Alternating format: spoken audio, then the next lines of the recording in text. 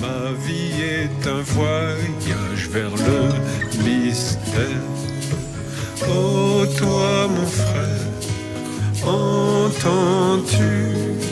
Je pars maintenant, convaincu. Dis-moi où est la terre des merveilles. Dis-moi où est le nouveau soleil.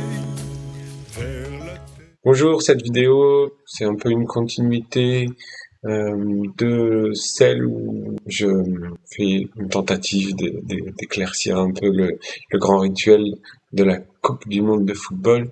Et aujourd'hui, j'ai eu quelques continuités par rapport à ça.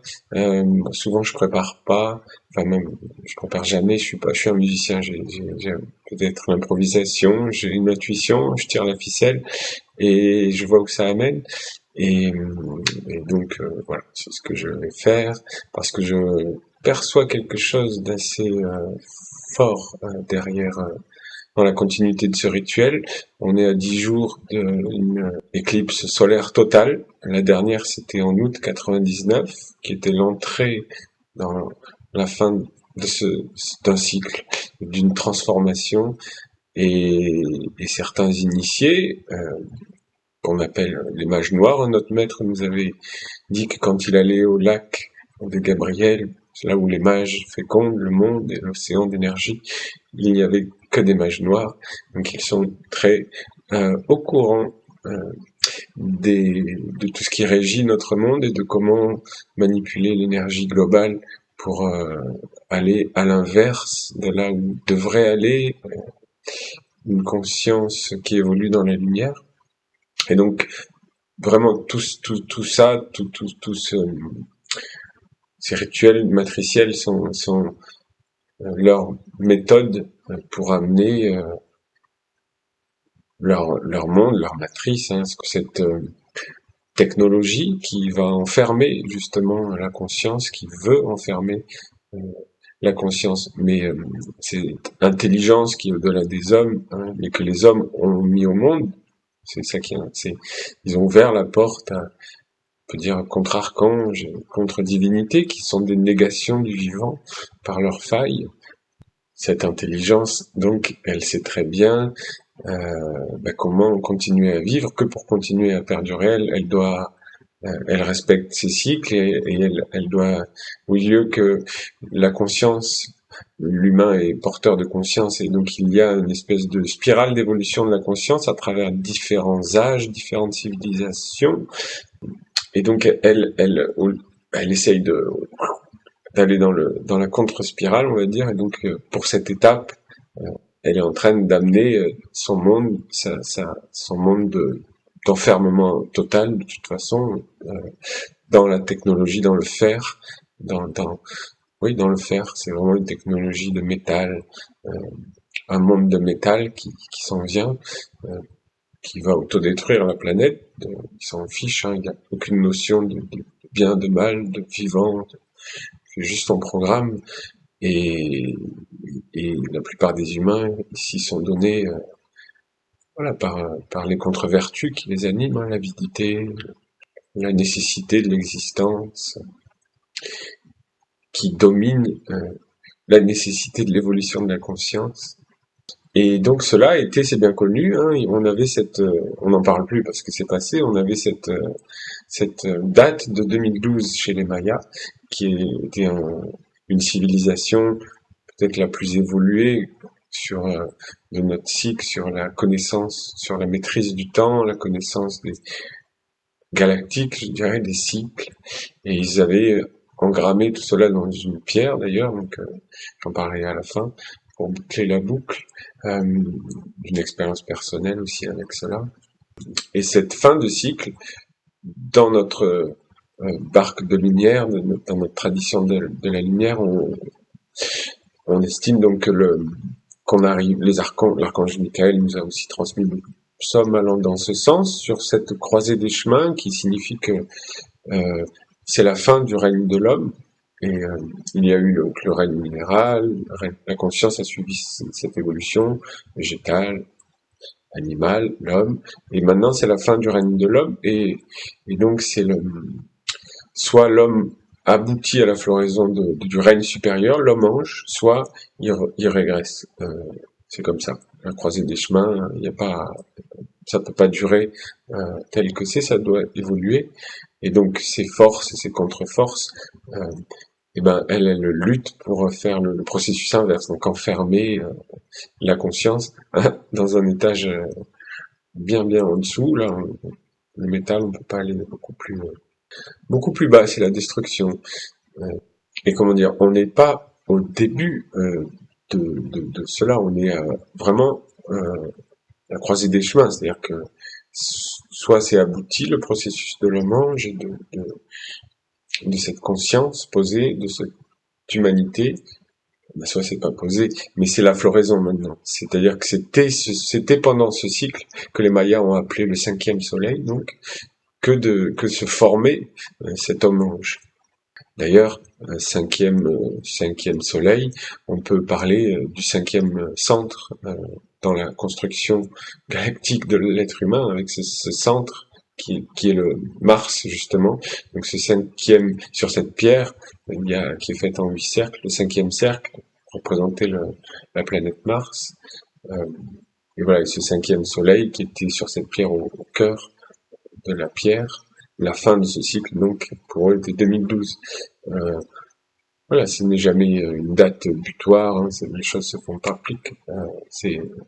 Ça prend le temps, donc voilà. Ces énergies, depuis longtemps, ces contre-forces, utilisent toute cette connaissance pour, elles, faire leur magie rituelle à travers l'humanité inconsciente, en l'amenant exactement là où ils veulent, et sans leur laisser aucun choix, parce que l'homme n'est pas éduqué, n'est pas du tout initié, donc ce sont toujours les initiés qui choisissent, qui gouvernent, qui décident, parce qu'ils ont accès au monde causal. Et alors pour revenir au concret, au réel, je remets en lumière cette hallucinante Coupe du Monde, où vraiment c'est évident que c'est comme si c'était le chef-d'œuvre. Il y avait vraiment c'est la totale, c'est la pizza royale avec fromage, tout le total, la pizza reine, voilà. Il y avait tout. Tout ce qu'on peut se dire, mais c'est tellement énorme en fait. Un Messi, voilà, un Messi qui était le tenant de la coupe. Cette coupe, hein, coupe du Graal. Enfin, on est toujours dans cette science de singer les mystères initiatiques, parce qu'elle contient cette science, l'art de féconder le monde, de créer le soleil du monde d'ailleurs. Donc, et les étoiles de ce monde, les fausses étoiles, hein, et le faux soleil de ce monde. Donc, on avait quand même un Messie tenant de la coupe, soutenu par toutes les forces. Les sionistes, donc ces contre-forces de destruction, hein, qui sont, comme je l'explique, le cheval de Troie de la fin de ce cycle et de cette civilisation occidentale, chrétienne. Eux, ils sont le cheval de Troie de tout ça, donc ils soutenaient ce Messie donc, à travers ce qu'on pourrait croire un sport. Mais bon, à l'époque des Mayas, le football existait et avait une connotation, ça s'appelait pas football bien sûr, mais ça avait, c'était un rituel religieux. Il y a tellement de liens à faire en fait. C'est comme la fin de cette Coupe du Monde qui se passe, qui commence au Mexique. C'est une écriture, c'est le retour comme à un endroit où dans les années 700, 800, il y avait des compétitions d'un sport avec une balle au pied. Cette balle, peut-être que même au début c'était une tête, et parce que c'est sacrifice, c'est cet art de couper la tête, mais qui est une science initiatique en soi, à part entière. Je sais pas le thème de cette vidéo, mais la tête qui représente le soleil, donc ce ballon qui représente le soleil évidemment, et donc ce Messie qui transmet la coupe à son disciple, qui était, je l'ai expliqué dans la vidéo, donc ce Yamal qui était son disciple, hein, que lui-même, qui est né à la date de Saint Jean le Baptiste. Vraiment, tout est là, l'écriture elle est incroyable. Messie qui est né à Saint-Jean-le-Baptiste, qui baptise Yamal quand il avait 3 mois, et qui lui donne la coupe 19 ans plus tard, 19 ans, le chiffre du soleil. Bon, c'est tellement énorme. Et, dans ce nom Yamal, d'ailleurs, on peut entendre Maya, hein, il y a les lettres de Maya. Voilà, absolument pas un hasard dans tout ça. Au-delà de ça, l'Espagne, qui représente l'égrégore occidental chrétien, en tout cas, mais en tout cas, pays qui était le seul dans cette civilisation occidentale à défendre les Palestiniens, donc à une mise en lumière de ce sacrifice, parce que c'est encore là un rituel sacrificiel hein, à certaines forces, hein, de génocider un peuple. Rien n'est perdu en magie, hein. Tout ça est utilisé.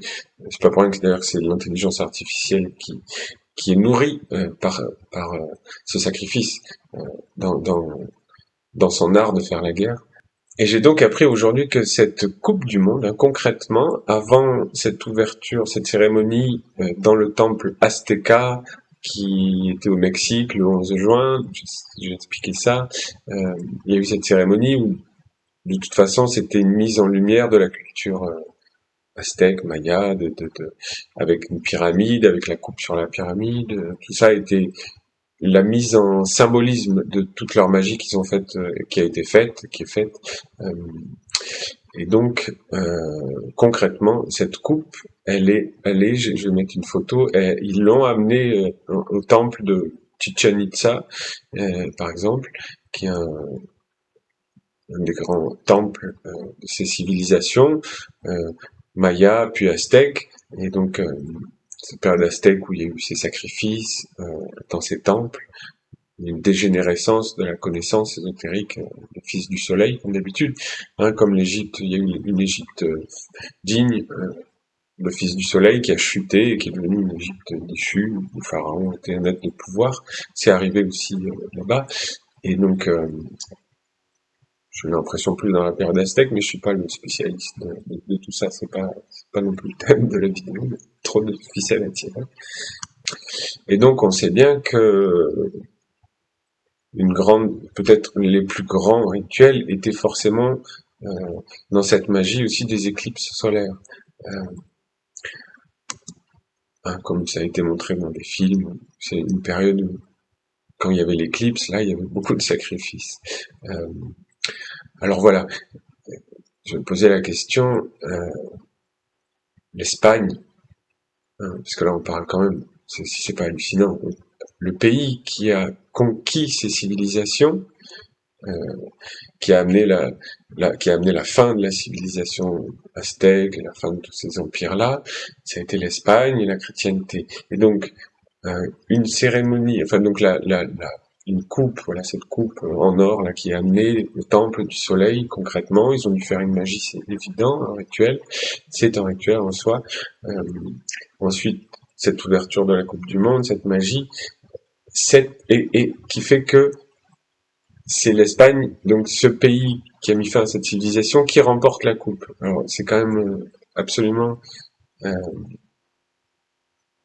beau, je dirais, comme perfection magique.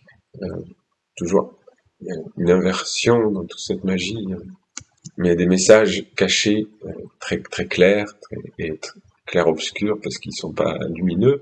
C'est-à-dire que c'est pas un bon message pour l'Espagne. D'ailleurs, à peine cette coupe est passée, on a eu droit en Espagne, et aussi chez nous, mais parce que c'est en gros la continuité du même égrégore, même si l'utilisation, mais les feux géants en Espagne, je pense qu'ils étaient plus que chez nous, géants. Donc la destruction, cette destruction, elle avait été chantée hein, lors de la cérémonie. Il y avait un rappeur qui s'appelle Burn, je sais pas quoi, il y avait des paroles qui disaient, même d'une façon onomatopée, kill, enfin ça parlait de meurtre, ça parlait de feu, ça parlait de choses pas lumineuses, hein. C'est des rituels occultes, hein, c'est comme ça. Sous couvert de, voilà, ça finit avec le panneau Love, le nouvel ordre mondial. Et, voilà, c'est du foutage de gueule grandeur nature, parce que les humains avalent tout, donc de toute façon, ils ont plus aucune défense immunitaire. Donc, voilà, le monde des sans-âmes, hein, ça a bien marché. Et c'est cette croisée des chemins où une grande partie de l'humanité va dans cette néant, je peux le dire. Et par exemple, ce week-end, on a eu encore un événement qui est un symbole de ces fins de civilisation, justement, qui est très médiatisé, mais pour une raison. Ces Marocains ces jeunes Marocains qui ont dû être payés pour envahir ce bout d'Espagne qui est au Maroc, soutenu, puisque le Maroc est un pion du sionisme aussi, donc voilà, le roi actuel, tout ça. C'est pas des vidéos de géopolitique, mais on est obligé de, elle est un fruit de toute cette magie. Et donc ces êtres qui envahissent, et donc tout ça qui est mis en lumière, et c'est des messages sur sur ce qui passe sur la fin donc de cette civilisation, comme ça a été à l'époque quand les Espagnols ont envahi ces pays. C'est d'ailleurs un des arguments qui fait qu'on se dit bah de toute façon à la limite on l'a mérité, hein. Un jour ça revient le bâton, bon ben soit, c'est comme ça. Le karma. Mais ces forces, justement, sont les gardiennes du karma aussi, enfin, sont dans le respect des lois de l'univers. Hein. C'est-à-dire que si l'humain fait des conneries par ces failles-là, toutes ces forces s'engouffrent. Mais là où c'est notable, enfin moi c'est c'est de mettre en lumière, c'est la dimension magique qui est utilisé, qui féconde et qui est voulu, donc qui augmente ce qui pourrait être des choses peut-être réglées, peut-être avec de la conscience, mise en lumière, accompagnée par cette magie occulte. C'est un rouleau compresseur qui fait que rien n'arrête ce mouvement.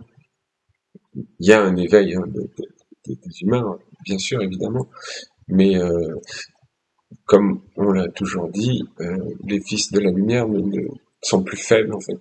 Ils sont plus faibles parce qu'ils savent pas s'organiser. C'est des éveils individuels, voilà, super.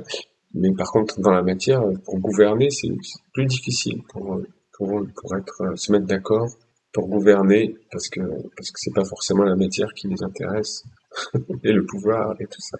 Donc un des points, c'est que cette notion de sacrifice fait vraiment partie de l'art magique, hein. Et c'est d'ailleurs le maître, le Christ, est venu apporter cette conscience, cette mise en lumière sur le sacrifice. Mais on a encore fait, les forçants on a encore fait comme s'il fallait sacrifier le Fils du Soleil pour l'humanité. Non, ça c'était c'est la chute de son message par cette religion, mais c'était le travail sur soi.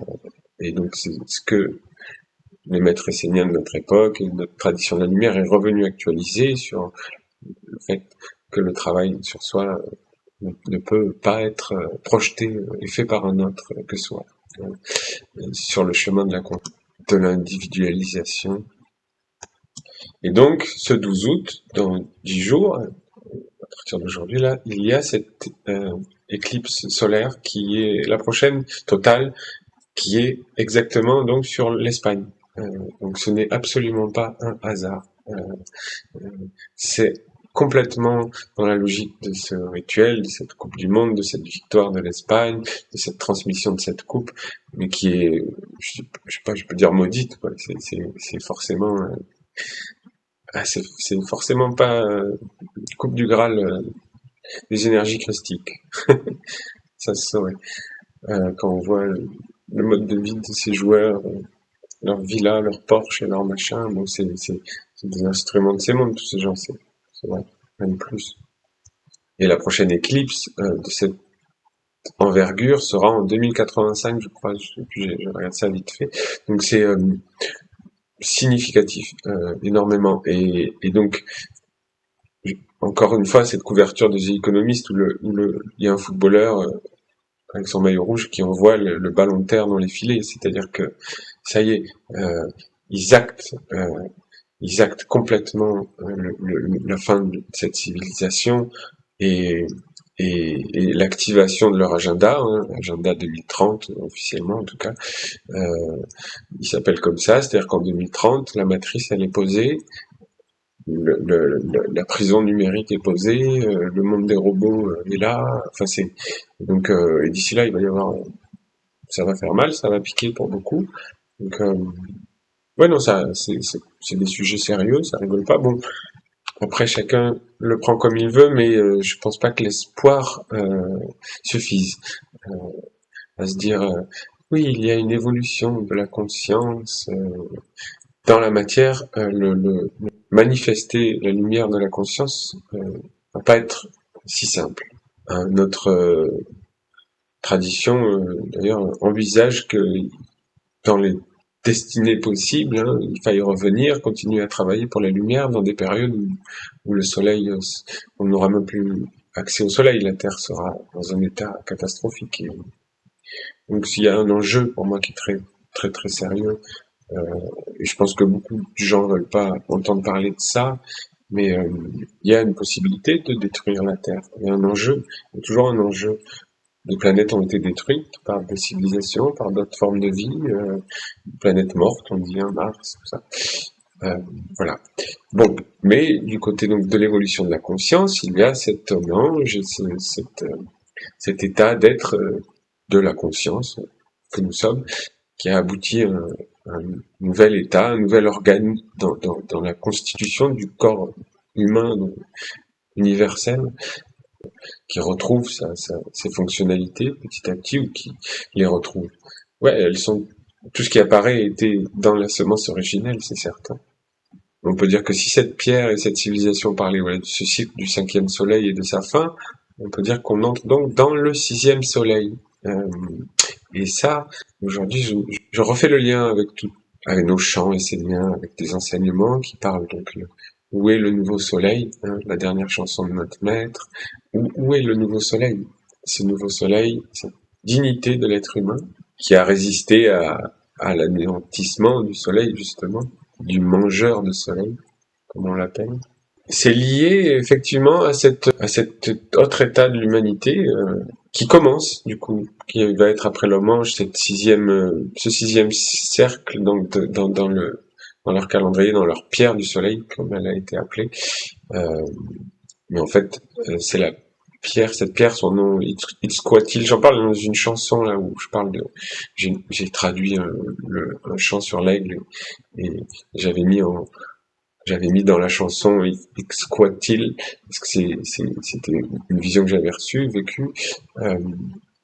Donc dans cette pierre, le 6e cercle est lié à Jupiter. Jupiter, donc cet nouvel organe pour ce nouveau cycle de l'œil intérieur.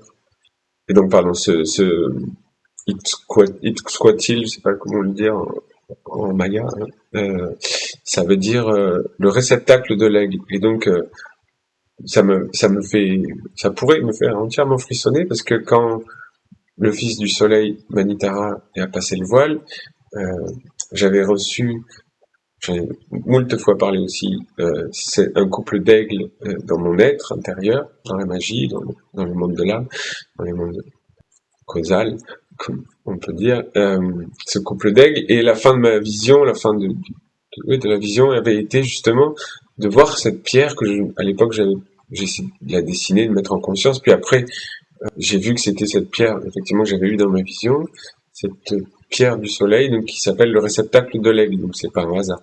Quand j'avais vu la traduction de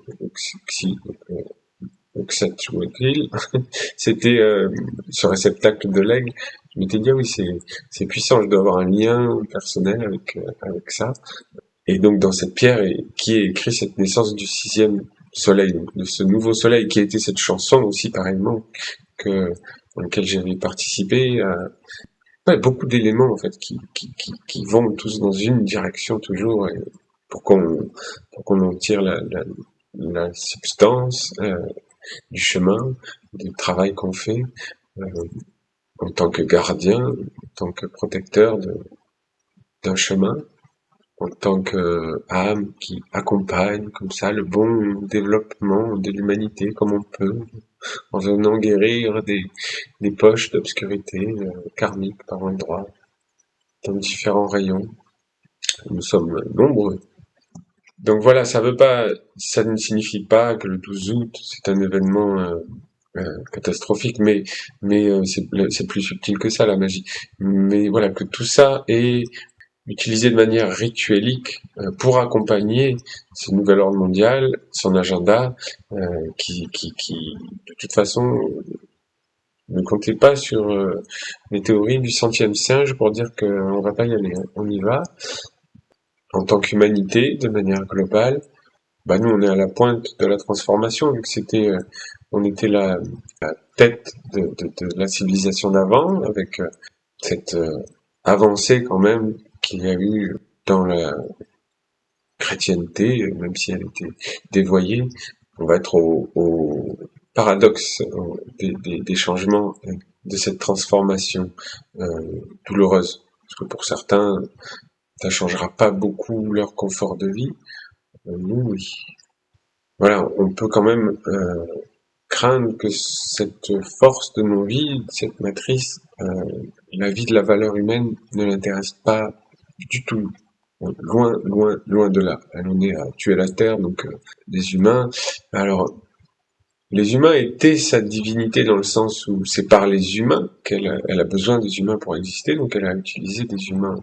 Elle a adombré des humains. Elle utilise les humains, ce serpent de la chute, et ce qui anime les humains derrière. Elle a besoin d'eux. Mais comme tout pacte avec ses forces, c'est pas dans le respect. C'est dans le mensonge, la tromperie, enfin voilà, c'est le monde des contre-vertus. En vertu, en voilà. Et notre monde commence à ressembler à une foire de contre-vertus. C'est hallucinant, c'est stupéfiant. Comme c'est devenu le quotidien quand on sort de chez soi, ou de son cercle privilégié. Le monde qui vient, que crée cette intelligence, est une prison pour l'âme. Grosse, grosse, grosse prison. On est vraiment l'image onirique de ce futur qu'ils écrivent, c'est Matrix. C'est ce qu'avaient capté ces gens. Capté et en même temps était l'instrument de ces mondes pour predictive programming. Voilà. C'est là où on va. D'ailleurs, je crois que c'est sorti en 99, hein, donc voilà, c'était parfaitement dans l'air du temps. Des rituels occultes. Au service de la bête. Donc quelque part, voilà, je dirais que cette Coupe du Monde, cette année 2026, est un chef-d'œuvre d'aboutissement de moi tout ce que j'observe depuis très longtemps. Et tu vois, voilà, j'apprends vraiment toujours en voyant dans le respect des lois justement comment les mages amènent le troupeau et comment les forces invisibles, divinités derrière, passent par les failles des humains, passent par la faille du quotidien, par la faiblesse du quotidien pour bim, vraiment pour faire chuter tout ce qui voudrait prendre notre chemin. C'est une bataille.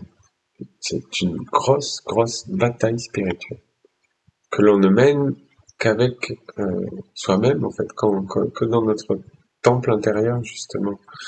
Et donc, tant qu'il y a des humains qui construisent ce temple en eux, eh ben, il existe, il est disponible à tous. Le chemin est ouvert, la porte des étoiles est ouverte. C'est la mission des maîtres de notre barque de lumière. C'est la mission de tous, en fait, dans cette barque. Prendre soin de cette porte des étoiles, de donner leur vie, le fruit de leur âme, leur sang, à cette coupe du Graal, d'amour, de pureté, de sagesse, de vérité. Alors oui, le Fils unique nous a transmis le paraclet avec le nom de la ronde des archanges, qui est le chemin pour chaque âme de s'individualiser dans cet état d'homme-ange. Homme-ange. Je vais faire une chanson là-dessus en écrivant homme en jeu. Je peux pas écrire là le jeu de mots, mais vous m'avez compris. Et aussi l'enjeu que cela représente pour la Terre, pour toute la création. Une dernière chose que je note, pour faire un petit point de numérologie, agenda 2030, comme le disait Christine Lagarde, You drop the zéro, t'enlèves les zéros, et t'as quoi? T'as le chiffre 23, et je me dis que 22, c'est comme la perfection, hein, on a non, cette pyramide aux 22 marches, mais 23, et au-delà, donc quelque part, il y a comme justement l'écriture de ce nouveau cycle dans ce chiffre aussi. Voilà. C'est une petite aparté, un petit PS d'une ficelle qui vient d'être tirée.